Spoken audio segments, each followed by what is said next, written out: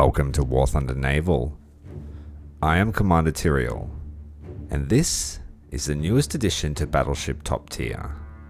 The Wind of Change patch brought a breath of fresh air to Japanese top tier gameplay in the form of the IJN Kongo, meaning Indestructible Diamond.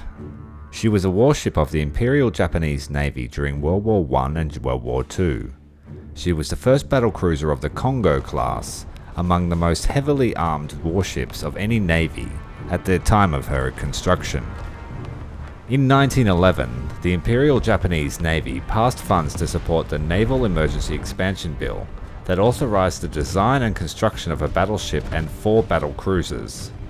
Due to a lack of port facilities and big guns in Japan, the Japanese Navy approached Great Britain and Sir George Thurston to propose blueprints of a battlecruiser to be built in England for the Pacific nation.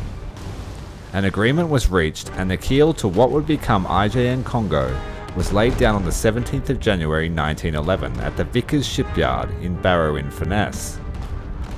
The IJN Kongo was the first of a class of 4 strong 26,000-ton battlecruisers for Japan, and the last major Japanese warship to be built out of the country. The remaining 3 would be built in-country in Japan herself. She was the first ship in the Japanese Navy and the world to feature 14-inch or 356mm main guns and 4 dual-mounted turrets, 2 held forward and 2 aft. This arrangement allowed for a full complement of 8 big guns to engage a target in unison. As built, the secondary armament was 16 single-mounted 6-inch guns, with 8 located to port and 8 to starboard. As mentioned, the 3 remaining ships of the Kongo class were built in Japan using the blueprints of the original. Next in line came IJN Hai in 1914, followed by IJN Haruna and IJN Kirishima, both built in 1915, and all 3 built at local Japanese shipyards. Each was completed with a small bridge and 2 identifiable tripod masts. The ship sported 3 funnels and a sleek profile. Interestingly, the Vickers design supported the present-day methodology of the battlecruiser as having heavy armament, a high maximum speed, and limited armor protection. The armor protection was used in 1913 was 23.3% of the ship's total weight, and she was built to take fire from 14-inch enemy shells at ranges up to 21,000 yards. Her overall firepower made the IJN Kongo and her class some of the most formidable ships in the world at the time. The British were so impressed by the Kongo design that it's thought that the Lion class of battlecruisers and her lead ship, the HMS Tiger, were influenced heavily by this design. The British knew war was coming to Europe and contacted the Japanese to lease the Kongo and her sister ships. However, Japan politely declined. Kongo and her sisters became the pride of the Imperial Japanese Navy, who continued to modernize the class as years went on. Kongo was placed in reserve in 1918 in the final year of World War I, and received anti-torpedo bulges to her hull and upgrades to her deck armor. In 1924, the decision to improve the tripod mast by adding supports allowed for watchpoint platforms to be installed. Additionally, extra searchlights and spotter positions on the new massive pagoda mast developed by the Japanese Navy itself was installed. A hood was added to the forward funnel to reduce smoke on the new pagoda, and the turrets were modified to allow the gun elevation to increase from 30 to 40 degrees.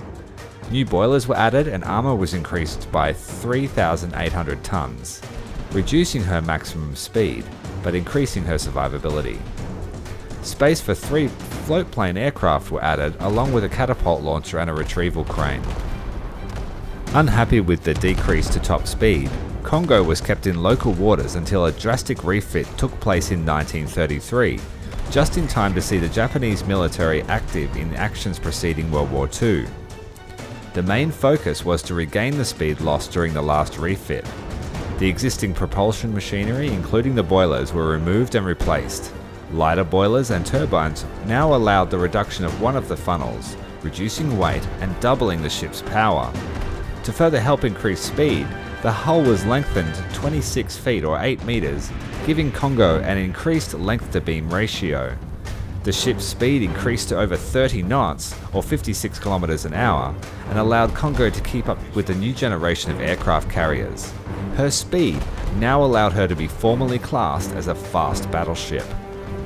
After her sister ship was destroyed by US forces in 1942, Kongo was removed for her final refit and was not involved in combat operations until 1943 and well into 1944. She was sent to aid the Japanese fleet during the Battle of the Philippine Sea in June 1944.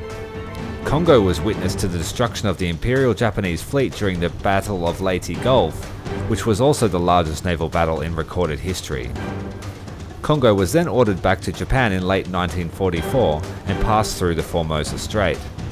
On the 21st of November, she was sighted and sunk by the US Navy submarine the USS Sea Lion.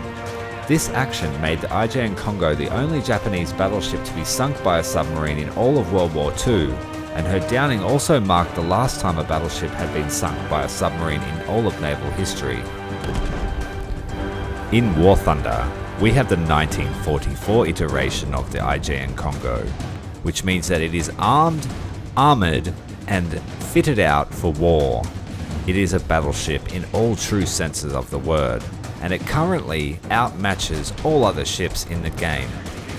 Although it doesn't have as high an armament as something like the Hyuga, having 4 of the same guns with the same SAP round, which has over 70 kilos of TNT, you don't need that many guns. If you manage a reload and use your armament in 2 separate batteries, you will find that you are firing rounds every 16 seconds.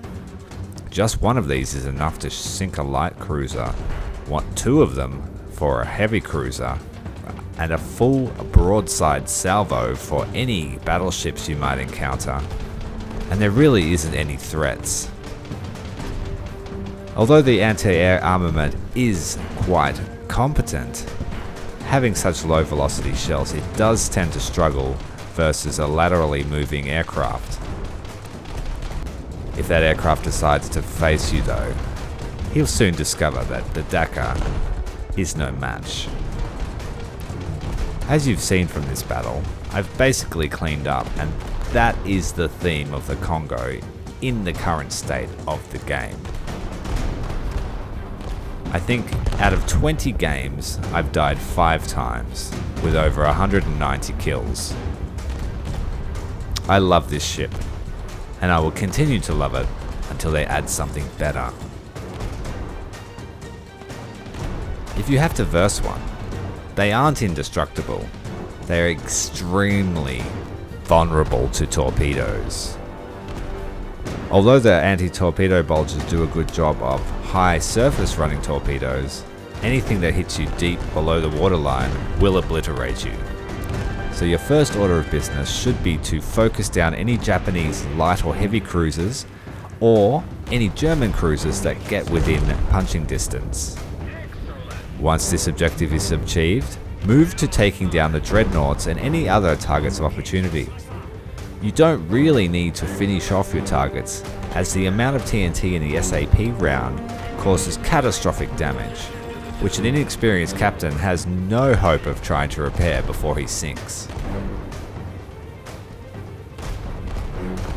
If you happen to have to fight one of these, the only thing I can recommend is to coordinate with your allies and make it a priority target. I hope you've enjoyed this little review. Nice 10 kill game, 20,000 damage and 130,000 silver lions. Make sure to keep hitting that like button and I'll keep making these videos. Until next time, Commander Tyrael out.